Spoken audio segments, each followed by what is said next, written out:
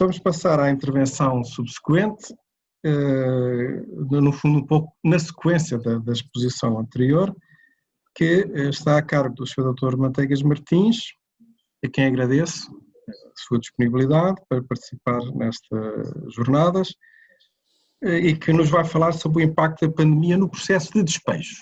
O Sr. Doutor tem a palavra, muito obrigado pela sua disponibilidade. Obrigado eu pelo convite, obrigado Sr. Professor, obrigado a todos os intervenientes, que de facto alguns não conhecia pessoalmente ainda e que fico a conhecer de facto e com muito gosto. Bom, de facto a minha intervenção veio um pouco na sequência também, parcialmente na sequência do Sr. Juiz, um pouco porque há aqui uma interpenetração de conceitos. Eu começaria por dizer que o legislador, através da Lei 1A, com as alterações todas que teve até à Lei 16A, quis perspectivar aqui duas espécies de proteção aos inquilinos. Aos inquilinos e a outro tipo de, como lhe chama o legislador, de exploração de imóveis. Uma expressão um pouco feliz, mas é assim que é tratada pelo legislador. E duas espécies de proteção na seguinte modalidade. Uma proteção, digamos, dirigida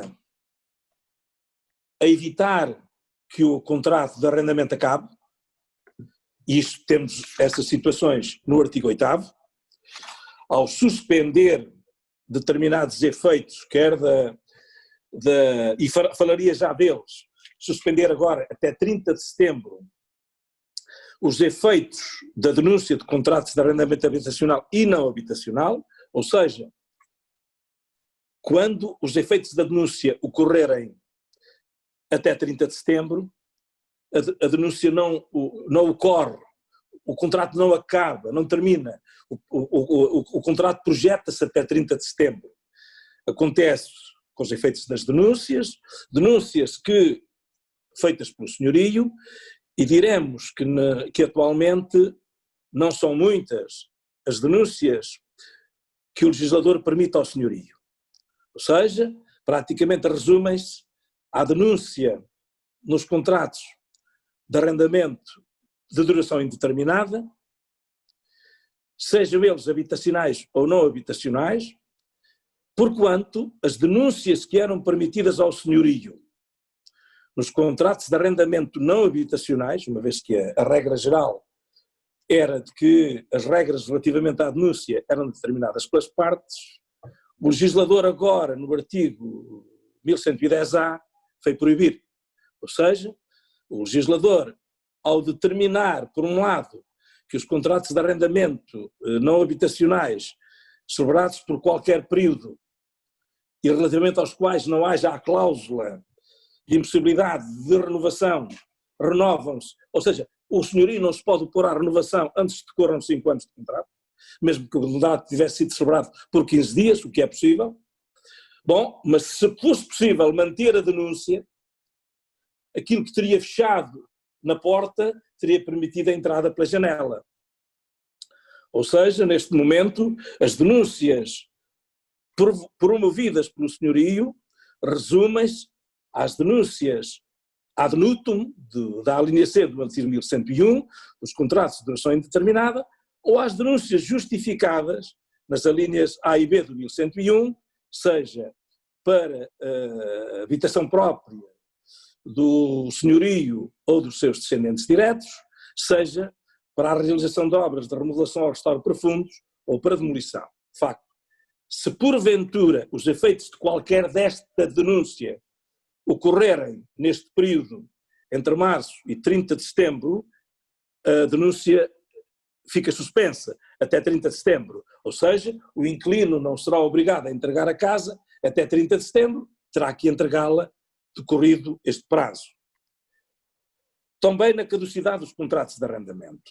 E quanto à caducidade dos contratos de arrendamento, temos duas situações diferentes. A caducidade da alínea A do artigo 1051 pelo decurso do prazo, e essa o inquilino é imediatamente obrigado a entregar o imóvel.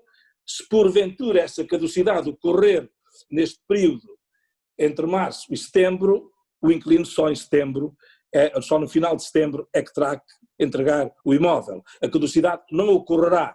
Diferente é a situação das outras caducidades do artigo 1051 do Código Civil, porque quanto a essas, todas as outras, da alíneas B, salvo erro, G, do 1051, relativamente a todas essas, o inquilino ou seus descendentes só são obrigados a entregar o arrendado no prazo de 6 meses. E aí temos a linha D do artigo 8º, que também salvaguarda esta situação. Se o fim do prazo desses 6 meses ocorrer neste período de contingência e até 30 de setembro, esse prazo só terminará no dia 30 de setembro. Portanto, só nessa altura é que o inquilino tem que entregar o arrendado. Idêntica situação acontece com a produção dos efeitos, e aqui voltamos à, sei lá, olha, não sei como é que é de chamar, à falta de qualidade do legislador, ao dizer que a produção dos efeitos da revogação, da oposição à renovação de contratos de arrendamento habitacional e não habitacional, efetuadas pelo senhorio. Ora, sabemos que a revogação nunca é efetuada pelo senhorio. A revogação resulta sempre de um acordo entre as partes. Ou, de facto, há aqui duas hipóteses de interpretação desta norma.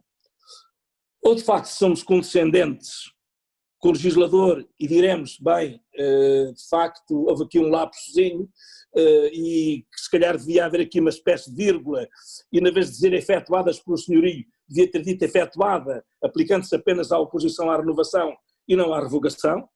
Bom, essa será uma hipótese de interpretação para abrangermos a revogação, sendo certo que na revogação em poucas situações haveria aplicação.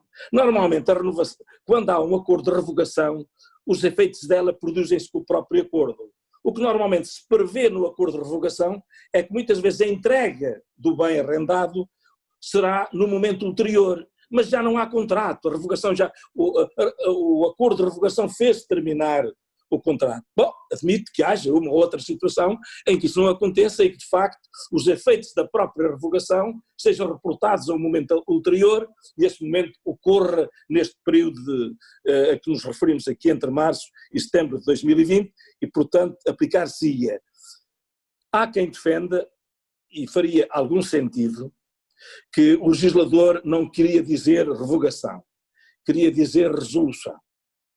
Porquanto, em muitas situações, houve a resolução comunicada ao inquilino, porventura por falta de pagamento de renda, porventura porque houve demora no pagamento da renda durante mais de 4 vezes no período de 1 ano. Bom, houve a resolução do contrato e essa resolução ocorreu neste período de contingência. Será que seria justo que, tendo o legislador o cuidado de evitar que noutras formas de cessação do contrato ele não cessasse e continuasse a situação até 30 de setembro e nesta da resolução não tivesse acontecido? O que é facto é que o legislador não prevê em lado nenhum os efeitos, a suspensão dos efeitos da resolução, ainda que ela seja determinada por falta de pagamento de renda ou por mora no pagamento da renda. Portanto, esta é uma dúvida que terá que ser levantada e que eu penso que não poderemos ir além do que diz a lei. A lei diz que é revogação, não podemos substituir revogação por resolução, na medida em que o legislador já teve pelo menos 3 oportunidades de resolver isto e não o fez. Portanto, relativamente a estas 3 situações, temos aqui um problema muito delicado e voltamos à qualidade do legislador. Enquanto que na linha A e na linha C, essa oposição é automática, não tem condicionantes nenhumas, ou seja, ocorre uma situação dessas, há suspensão até 30 de setembro, ponto final.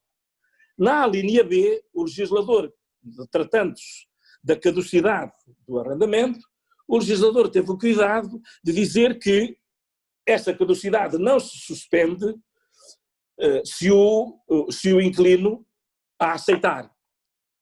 Ou seja, parece que em uma situação de caducidade, se o inquilino disser não, eu quero que o contrato acabe, Então o contrato acaba ainda durante este período.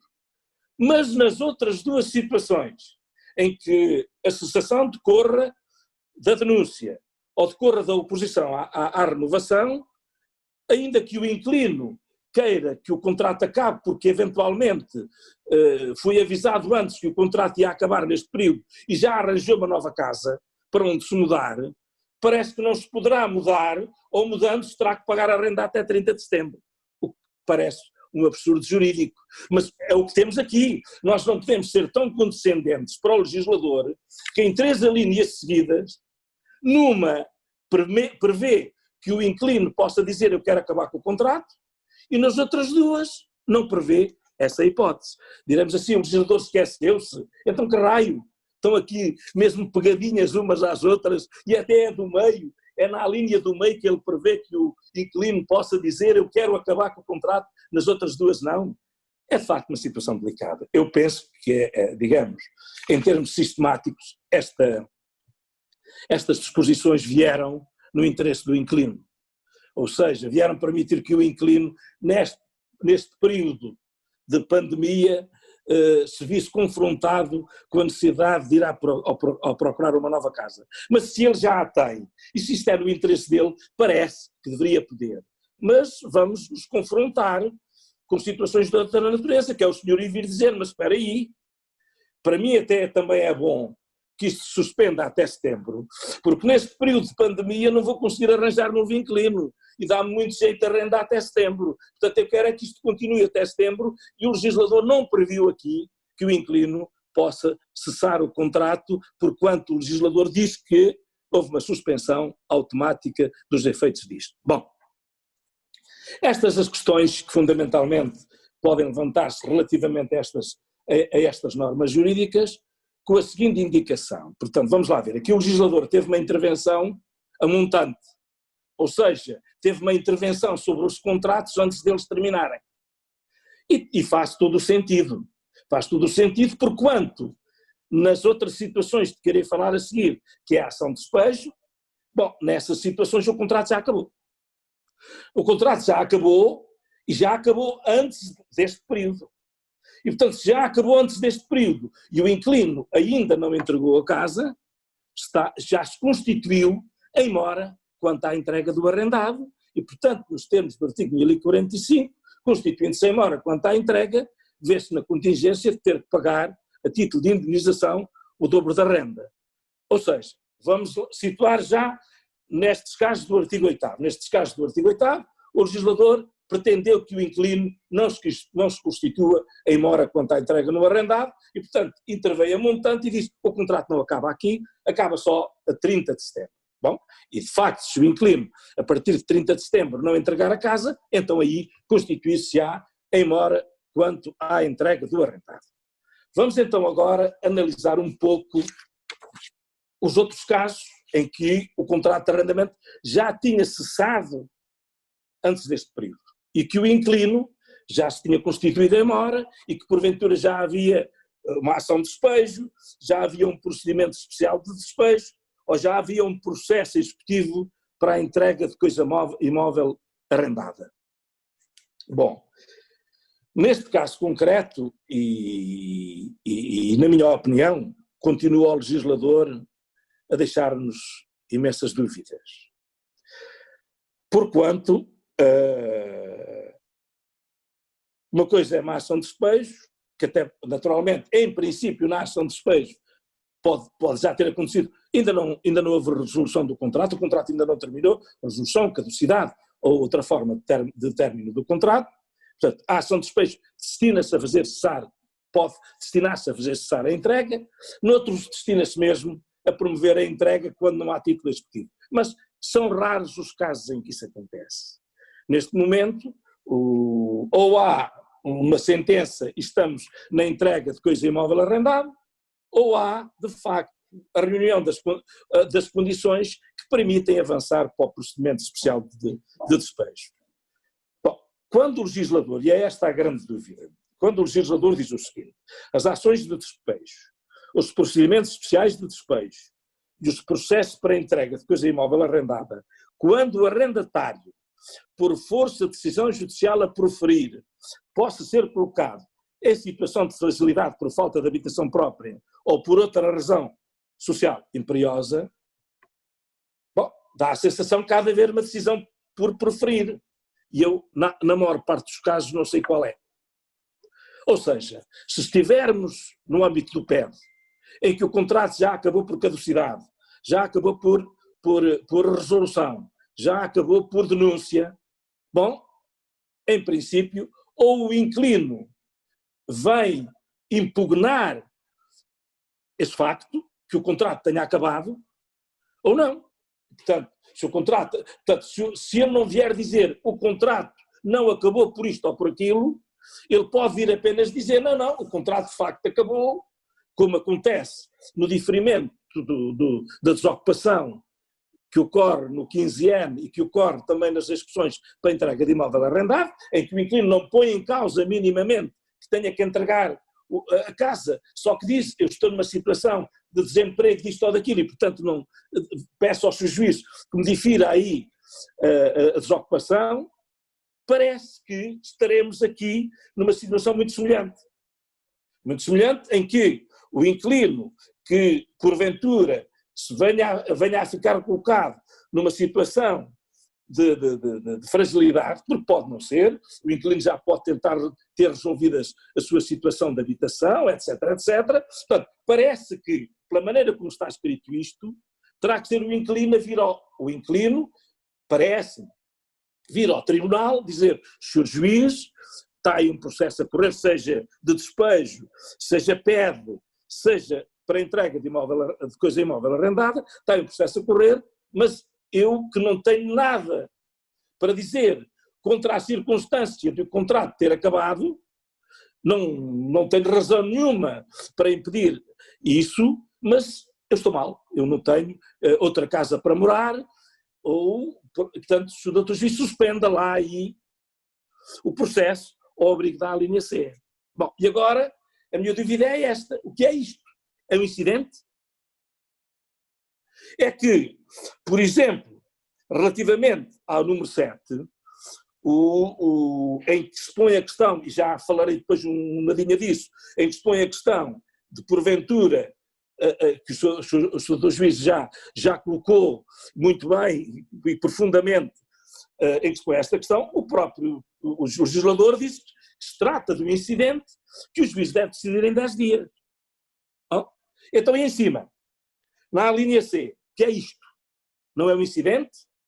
É apenas um mero requerimento e o juiz cheira-lhe que o inquilino está numa situação de fragilidade ou numa situação, ou tem uma outra razão social imperiosa e, portanto, o juiz pelo cheiro decide que sim senhor, que há razões, ou na verdade terá que haver aqui um requerimento por parte do inquilino que diga, olha, eu não tenho outra casa para onde ir, por isto e por aquilo, etc, etc, ou fiquei desempregado, portanto o juiz suspenda lá isso. Bom, e naturalmente, admito, o juiz notificará o senhorio, que será exequente, será o autor, será porventura o requerimento do PED, o requerente do PED, notificá-lo-á para dizer, diga lá se isso que o inquilino diz é verdade ou não. Pronuncie isso lá. Isto parece-me que terá que ser assim, não vejo que possa ser de outra maneira, mas de facto o legislador não nos diz nada. E já agora diria também o seguinte, eu tenho para mim, embora com todas as dúvidas, que há a linha B e o número 7, há a linha B do número 6 e o número 7 versam eventualmente situações diferentes. Por aquilo que me parece, ou seja, há a linha B do número 6 e portanto eu digo isto porque isto pode cair depois também relativamente aos processos para entrega de coisa móvel arrendada, porque são ações executivas na mesma, quer dizer, nas ações de despejo e nos PEDs não pode ter aplicação à linha B nem o número 7, mas parece que relativamente às execuções para a entrega de imóvel arrendado, que poderá eventualmente ter aplicação estas áreas. Eu parece-me que não tem. E parece-me que não tem porquê. Parece-me que quer a linha B, quer o número 7, se aplicam apenas a vendas que ocorram no âmbito das execuções ou das insolvências. E não é isso que acontece na ação de despejo para entrega de coisa imóvel arrendada. E porquê mais? Porque então, vamos lá ver, na maior parte dos casos a que se referiria à linha C, que é a falta de habitação, fragilidade de habitação, estariam cobertas pela linha B. E então aí nem teria que haver invocação nenhuma. Tratava-se da casa de morada de família e, portanto, tratando-se da casa de morada de família, já o legislador não exige que ele venha provar a sua fragilidade de habitação, nem venha provar outra razão social imperiosa.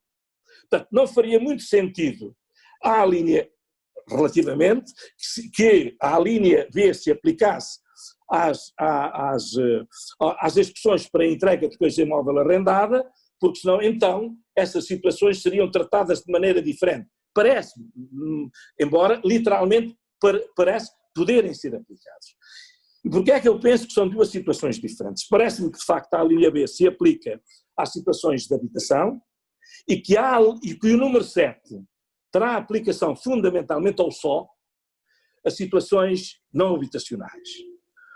O legislador, ao falar do prejuízo para a subsistência, inculca a ideia de estarmos perante uma situação em que a falta desse imóvel lhe impede que ele obtenha essa situação, esses elementos de subsistência. E isso normalmente acontece quando no imóvel está sediado um estabelecimento ou qualquer outro tipo de atividade que permita subsistência ao inquilino, ao executado, ou quem quer, aqui é mais, e voltamos à vaca fria também, não sei se teria aqui aplicação também às entregas de imóvel arrendado em cima, porque estaremos sempre a falar em habitação, na linha C estaremos a falar em habitação, enquanto que eu, na minha opinião, leio mais o número 7, não numa situação de habitação, mas fundamentalmente numa situação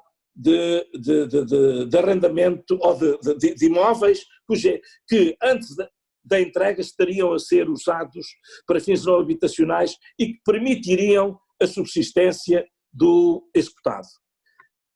É uma interpretação que lanço e podemos depois debater afinal. Finalmente, só para terminar, tecer umas considerações sobre o artigo 8º-A.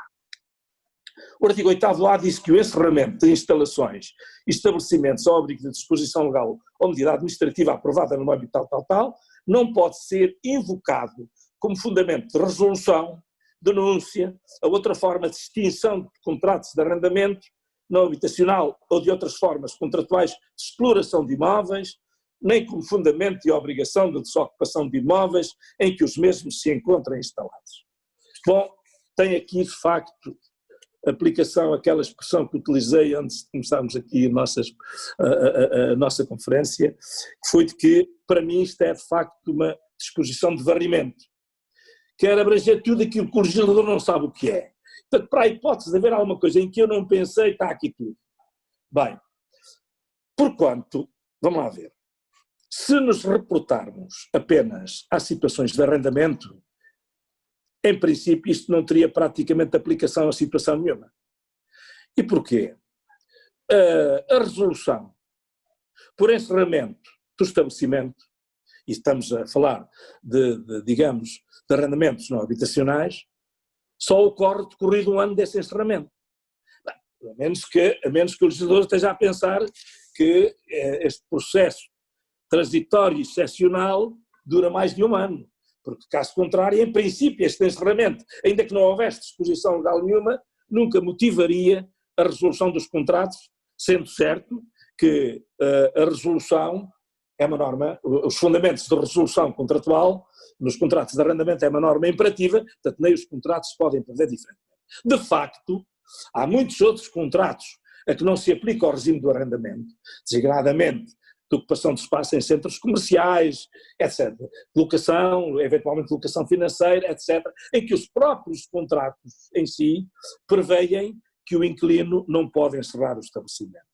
Ou por um dia, ou por uma semana, ou por um mês. Digamos, há prazos, digamos, que o inquilino não pode ultrapassar de encerramento do estabelecimento. E, portanto, esta norma, penso eu, visa fundamentalmente abranger todas estas situações, pelo que, como é uma norma que visa abranger tudo, parece que estará aqui tudo incluído.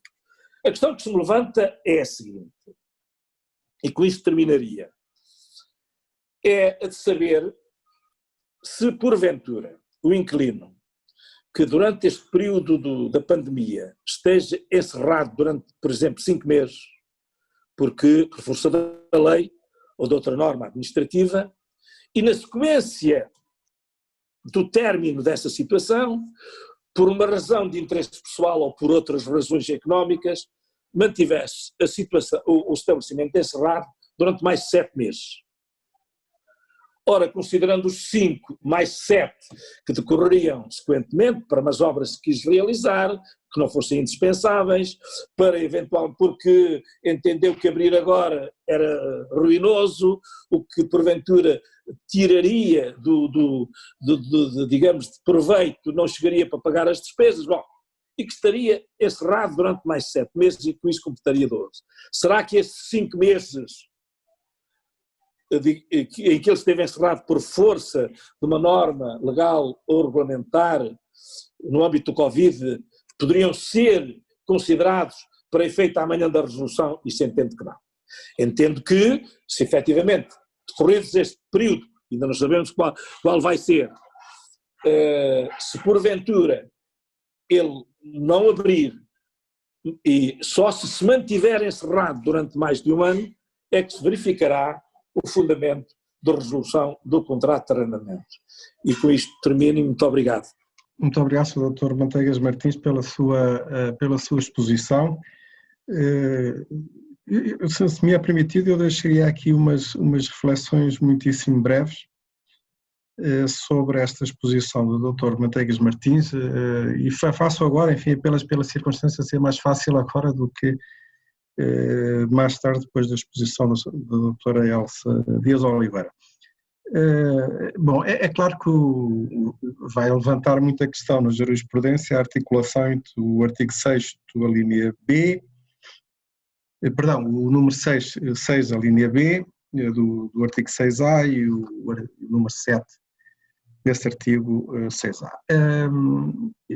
Eu faria, pelo menos a título tentativo, eu faria uma distinção entre as execuções para entrega de coisa certa,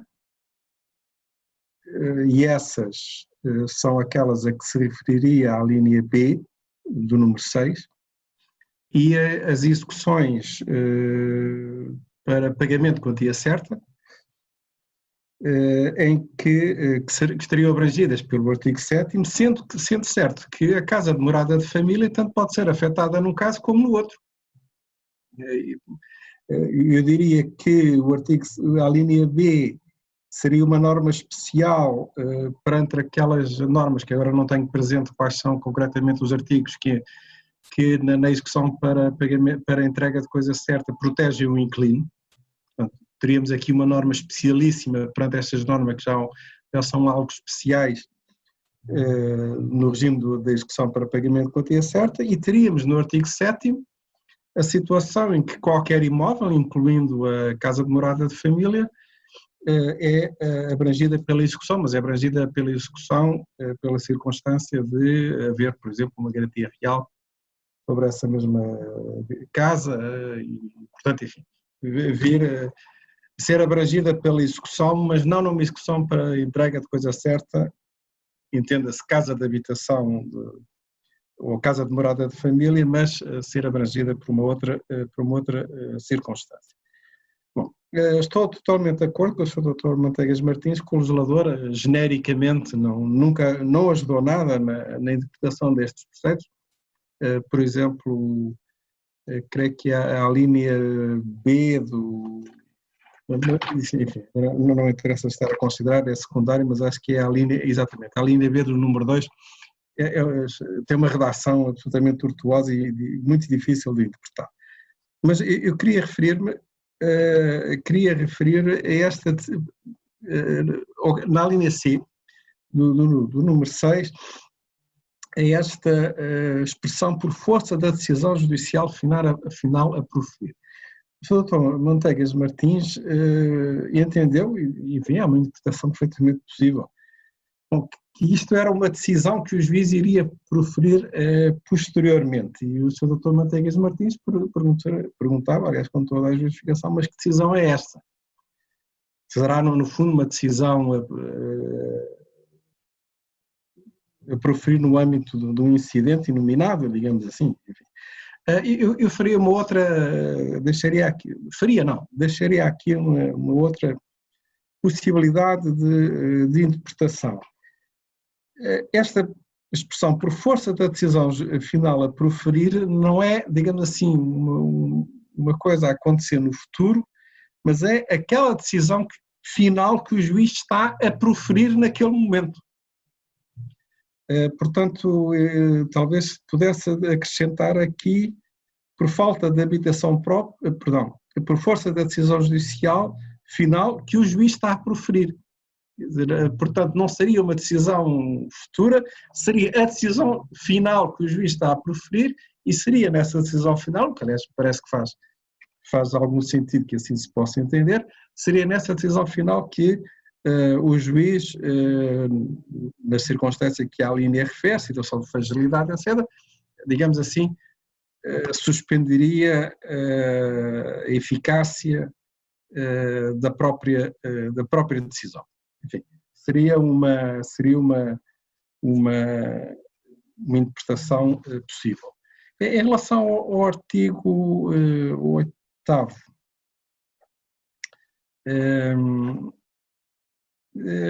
aí também, claro, novamente, concordando totalmente com o Sr. Dr. Manteigas Martins, o legislador não ajudou. Quer dizer, realmente, nos casos, parece ou tutela expressamente a posição do arrendatário, nos outros casos não. Bom, mas há um princípio de interpretação, que é o chamado princípio da caridade, digamos assim, nós temos que interpretar as coisas sempre com um espírito de caridade em relação ao legislador. E, portanto, enfim, não podemos pensar que o legislador não merece nenhuma caridade e, portanto, enfim, quer dizer, não merece alguma condescendência, digamos assim. E enfim, nessa ótica, parece-me que, aliás, não pode deixar de ser assim entendido de outra forma, que, naturalmente, o artigo 8º, que é uma norma de proteção do arrendatário, não pode virar-se uma norma de desproteção ou uma norma de agressão do próprio arrendatário. E, portanto, a proteção é-lhe assegurada, não quer dizer que, e para isso basta ter um ato unilateral, não é? Não quer dizer que o próprio arrendatário não possa renunciar a essa proteção, não é? Quer dizer, nomeadamente, no exemplo que deu, quer dizer, realmente se já arrendou uma outra casa, não se transforma o artigo 8º em imposição do pagamento de duas rendas, quer dizer, isto até 30 paga aquela que já não quer e já está a pagar a casa nova. Enfim, mas enfim, claro, o Sr. Doutor tem toda a razão, o legislador numa linha refere, mas nas outras, na de cima e na de baixo, já não refere o caso. Enfim, mas estas são especialidades do legislador com as quais temos que, e sabemos que é assim, com as quais temos que conviver cotidianamente.